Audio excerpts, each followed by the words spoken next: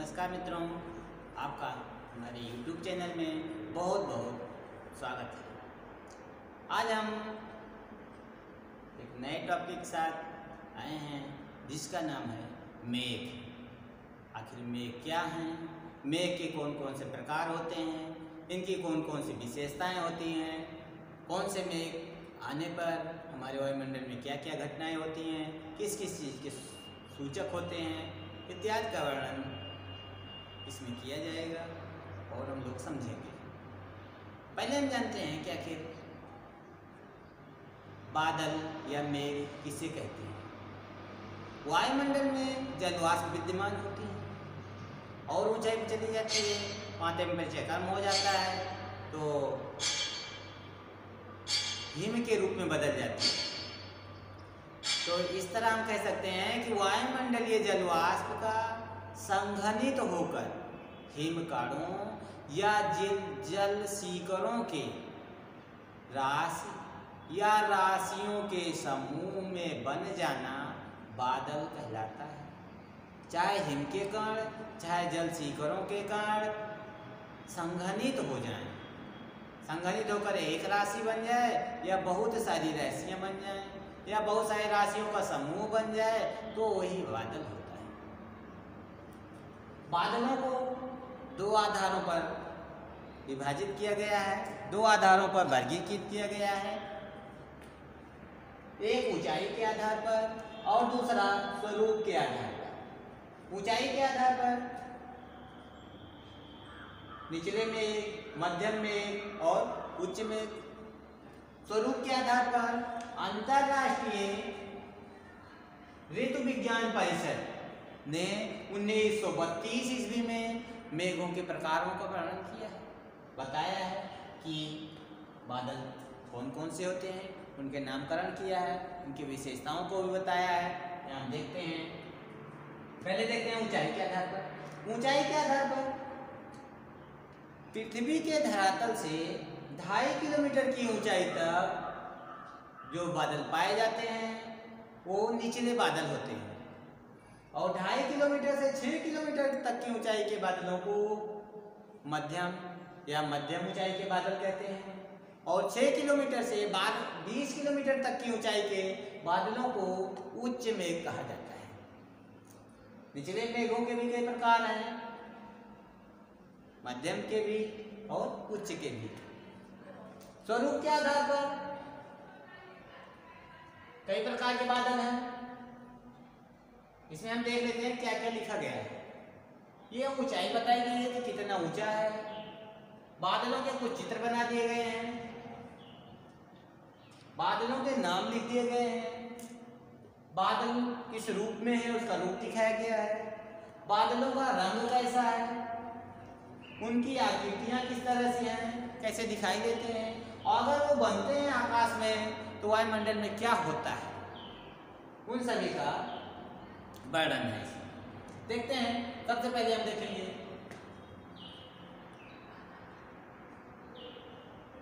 चित्र। देखिए यहाँ चित्र बना हुआ है, बहुत हल्के हल्के हैं। यहाँ चित्र बना हुआ है, ऐसे बना है। फिर ये नाम, सबसे पहला नाम है, ऊपर से ही चालू करते हैं, ऊपर से देखते हैं। सबसे ऊपर देखिए, सबसे ऊपर 15 से 20 किलोमीटर की ऊंचाई पर पछाब मेघ दिखाई देते हैं। 15 से 20 किलोमीटर की ऊंचाई पर पछाब मेघ पाए जाते हैं। ये हिम कणों के स्वरूप होते हैं। 15 से 20 किलोमीटर की ऊंचाई पर बहुत कम टेम्परेचर होता है, माइनस में होता है, इसलिए वहां पर जो भी जलवाष्प विद्यमान है वो हिम के रूप में सदा बनी रहती है। सूर्य की रोशनी पड़ती है तो सफेद रंग में चमकने लगते हैं। इनकी आकृति पक्षी पंख सदृश होती है। देखिए ऐसा लग रहा है कोई पंछी उड़ रहे हैं आकाश में बहुत ऊंचाई पर, जैसे चील गिद्ध बहुत ऊंचाई पर उड़ते रहते हैं तो इस तरह दिखाई देते हैं। देखिए यहाँ इस तरह पक्षियों के पंखों के सदृश दिखाई देते हैं, इसलिए इन्हें पक्षी पंख सदृश या पछाड़ में कहा जाता है। ये अगर आकाश में दिखाई दे रहे हैं तो समझ लीजिए कि आकाश स्वच्छ रहेगा। आने वाले समय में भी आकाश क्या रहेगा, एकदम साफ सुथरा रहेगा। उसके बाद 10 से 15 किलोमीटर की ऊंचाई पर जो बादल दिखाई देते हैं उसे पछाड़ स्तरीय बादल कहते हैं। यहाँ भी टेम्परेचर माइनस में होता है, इसीलिए वो भी हिम के कण होते हैं। जो बादल होते हैं ये भी हिम कण के होते हैं, और ये बादल भी सूर्य की रोशनी में सफेद रंग से चमकते हैं। और इनका स्वरूप इस तरह होता है कि जैसे कोई पता चल रहा है कि बर्फ की चादर बिछा दिया है, यहाँ रहेगा फिर दूर रहेगा फिर दूर दूर तक ऐसी मोटी परत दिखाई देगी। ऐसे मालूम होगा कि कोई बादल आकाश में बादलों की चादर बिछा दिया है, कोई कपड़ा सुखा रहा है, ऐसा महसूस होता है कि चादर सदृश दिखाई देते हैं। अगर ये दिखाई देते हैं तो ये चक्रवात के सूचक होते हैं। इससे मतलब होता है कि अभी थोड़ी देर में चक्रवातीय घटना घटेगी। दिन के समय सूर्य के चारों ओर प्रभामंडल बन जाता है, पीला पीला चारों ओर सूर्य के चारों ओर दिखाई देगा, गोला गोला, उसे सूर्य प्रभामंडल कहते हैं। अगर रात में इस तरह के बादल दिखाई देते हैं तो चंद्रमा के चारों ओर प्रभामंडल दिखाई देगा, जिसे चंद्र प्रभामंडल कहते हैं। उसके बाद हम आते हैं 6 किलोमीटर से ऊपर, 6 किलोमीटर से 10-12 किलोमीटर की ऊंचाई पर ये बादल पाए जाते हैं। इनके नाम है कपासी बादल। ये भी हिमकण ही होते हैं, वहां भी टेम्परेचर माइनस में होता है। ये भी सफेद रंग से चमकते हैं, ये बादल भी सफेद रंग से चमकते हैं। ये इस तरह दिखाई देते हैं कि पंक्तियों की समूह में दिखाई देते हैं। पता चलेगा इस तरह लंबी लंबी पंक्ति में कोई खड़ा है, या लंबी लंबी पंक्तियों में पक्षियां दिखाई दे रही हैं। इस सदृश से ये बादल दिखाई देते हैं। कभी ध्यान से देखिएगा, इस तरह से बादल शाम के समय अक्सर दिखाई देते हैं। तो पंक्तियों के समूह में इस तरह चारों तरफ किसी भी दिशा में दिखाई दे सकते हैं। अगर इस तरह के बादल बनते हैं तो समझ लीजिए कि वहाँ चक्रवात की स्थिति है, चक्रवात आने वाला है। हवा शांत है, थोड़ी देर में हवा चलेगी। कोई जरूरी नहीं कि बहुत तेज ही चले हवा, हो सकता है धीरे धीरे चले। ये बातें की। अगला मध्य स्तरीय बादल। मध्य स्तरीय बादल, ये बादल 4-5-6 किलोमीटर की ऊंचाई पे पाए जाते हैं। ये रेशेदार हिमकण होते हैं। इन बादलों में रेसा रेसा दिखाई देगा, जैसे रुई उड़ती हुई नजर आएगी, इस तरह से ये रेसे रेसे के रूप में दिखाई देंगे। इनका रंग भूरा अथवा नीला होता है। ये बादल जो 4 से 6 किलोमीटर की ऊंचाई पे पाए जाते हैं, इनका रंग भूरा या नीला होता है। ये भी चादर के समान दिखाई देते हैं। और अगर इस तरह के बादल रेसेदार चादर सदृश दिखाई दें, जगह जगह दिखाई दें, इसमें रेशा निकलता रहे सभी में से, तो समझ लीजिए कि वर्षा होने वाली है। ये वर्षा के सूचक हैं। हो सकता है थोड़ी वर्षा हो सकता है बहुत वर्षा हो। उसके बाद 2.5 किलोमीटर से 4 किलोमीटर के मध्य कपास का ढेर सदृश बादल दिखाई देंगे। जगह जगह पर कपास का पता चल रहा है, रुई का ढेर रखा हुआ है। इस तरह के बादल दिखाई देते हैं, इन्हें मध्य कपासी कहते हैं। ये जल के कण होते हैं। इनका भी रंग सफेद होगा अथवा भूरा होगा। ये कपास के ढेर सदृश होते हैं।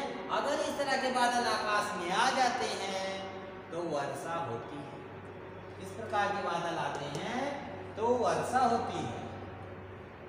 स्तरीय बादल जो 2-2.5 किलोमीटर की ऊंचाई पे पाए जाते हैं, ये बड़े बड़े कपासों के ढेर होते हैं। ये तो छोटे छोटे कपास के ढेर दिखाई दे रहे थे, ये बहुत बड़ा बड़ा कपास का ढेर दिखाई देगा, बहुत बड़े बड़े धुएं के कारण, धुएं सदृश पता चले वहाँ इकट्ठा हो गया है कपास के तरह। तो बड़े बड़े कपास के ढेर होते हैं, ये स्तरीय मेघ कहलाते हैं। ये बर्फ के कण नहीं होते बल्कि जल के कण होते हैं। इनका रंग भूरा होता है और जब ये इस तरह से बादल आ जाते हैं तो मंद मंद फुहार पड़ती है। इस तरह के बादल अगर दिखाई दे रहे हैं बड़े बड़े कपास के ढेर सदृश बहुत दूर दूर तक, तो समझ लीजिए कि मंद मंद बारिश होने वाली है। उसके बाद 1.5-2 किलोमीटर की ऊंचाई पर गोल गोल, ये इसमें अनिवार्यता नहीं थी कि गोल हैं, लेकिन गोल गोल बड़े बड़े चकत्ते दिखाई दें तो उन्हें स्तरीय कपासी बादल कहते हैं। ये भी जल के कण होते हैं, इनका रंग भूरा होता है और इनके भी आने पर वर्षा होती है।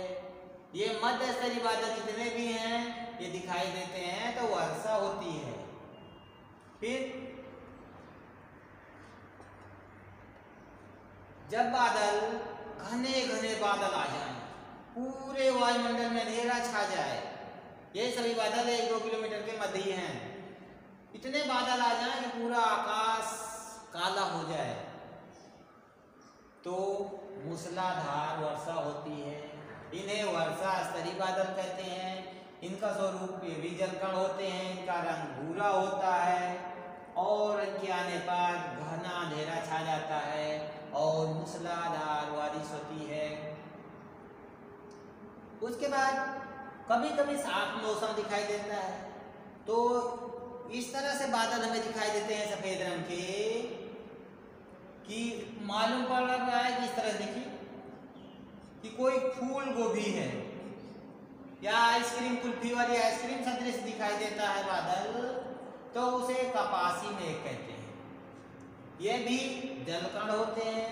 इनका ऊपरी भाग सफेद दिखाई देगा और निचला भाग भूरा दिखाई देगा। ये फूल गोभी के सदृश होते हैं। अगर इस तरह के बादल सफेद सफेद आकाश में दिखाई देने लगे फूल गोभी के भांति, तो समझ लीजिए कि मौसम साफ रहेगा, किसी प्रकार की वर्षा नहीं होगी, आंधी तूफान नहीं आएगा। सबसे निचले बादल होते हैं कपासी वर्षी बादल। जगह जगह इतने बादल आ जाए, इतने बादल आ जाए जैसे मालूम पड़ रहा है पूरा पर्वतों का एक समूह हो गया। बहुत सारे पर्वतों के सदृश ये समूह में बादल दिखाई देने लगे, पूरे क्षेत्र में बादल ही बादल छा जाएं, तो समझ लीजिए कि अब खूब तेज वर्षा होने वाली है। ये कपासी वर्षी बादल होते हैं। ये भी जलकण होते हैं, काले और सफेद दोनों रूप में होते हैं। ये पर्वत सदृश दिखाई देते हैं और इनके आने पर बहुत सारी वर्षा होती है। ये तो इनका स्वरूप रहा। फिर से समझ लीजिए कि निचले बादल अधिकतर वर्षा करते हैं। ये कपास फूल गोभी के सदृश बादल को छोड़कर ये सभी बादल वर्षा करते हैं। इन्हें स्तरीय कपासी, स्तरीय वर्षी, कपासी मेघ कहते, कपासी वर्षी मेघ कहते हैं। मध्यम मेघ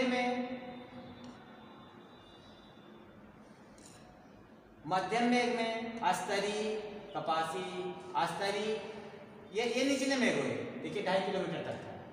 और जो मध्य में है उन मेघों के नाम के आगे मध्य लगा रहेगा, तो समझ लीजिए कि वो मध्य है। और उच्च मेघों में पछाव लगा रहेगा। परीक्षाओं में अगर इस तरह से प्रश्न पूछा जाए कि कौन ऊपर होते हैं कौन नीचे होते हैं, जिसको नॉर्मल में जानते रहिए कि जो सबसे उच्च मेघ हैं उच्च मेघों में पछाव लगा रहेगा और मध्यम बादलों में मध्य लगा रहेगा। बाकी वो सब निम्न मेघ में आते हैं। तो ध्यान रखना है कि इसमें याद रखना है पहले मेघ होगा, फिर स्तरीय होगा, फिर कपासी, यहाँ स्तरीय होगा फिर कपासी होगा। इसमें तो बहुत सारे होते हैं, स्तरीय भी होते हैं, कपासी भी होते हैं। इस तरह से अगर बार बार देखते रहिएगा। आशा करता हूँ कि मेघ से संबंधित जानकारी आपको मालूम हो गई होगी। फिर अगले वीडियो में मिलेंगे किसी दूसरे टॉपिक के साथ। तब तक के लिए नमस्कार।